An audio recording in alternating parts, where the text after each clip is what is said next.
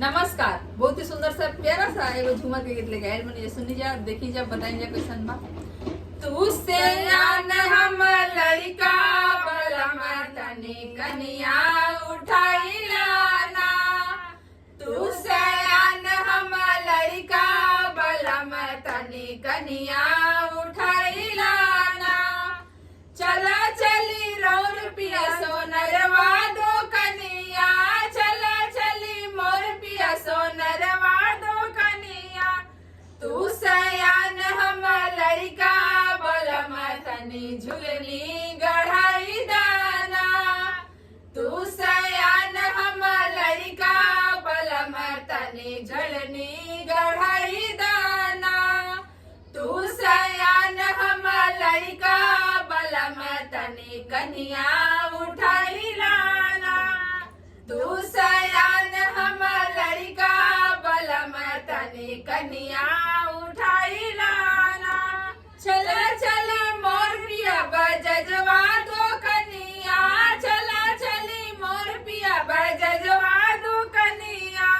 तू सयान हम लड़का बलम तनी लहंगा सियाई दाना। तू सयान हम लड़का बलम तनी लहंगा सियाई दाना। तू सयान हम लड़का बलम तनी कन्हिया उठाई लाना। तू सयान हम लड़का बलम तनी कन्हिया उठाई लाना। चला चली मोर पिया हलवैया दो कनिया, चला चली मोर पिया हलवैया दो कनिया। तू सयान हम लड़का बलम रसगुल्ला खियाई दाना। तू सयान हम लड़का बलम रसगुल्ला खियाई दाना।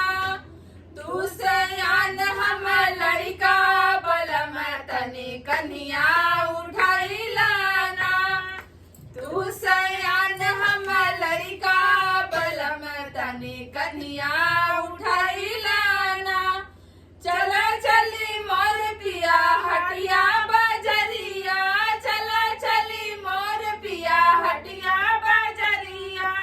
तू सयान हम लड़का बलम तनी मेला घुमाई दाना।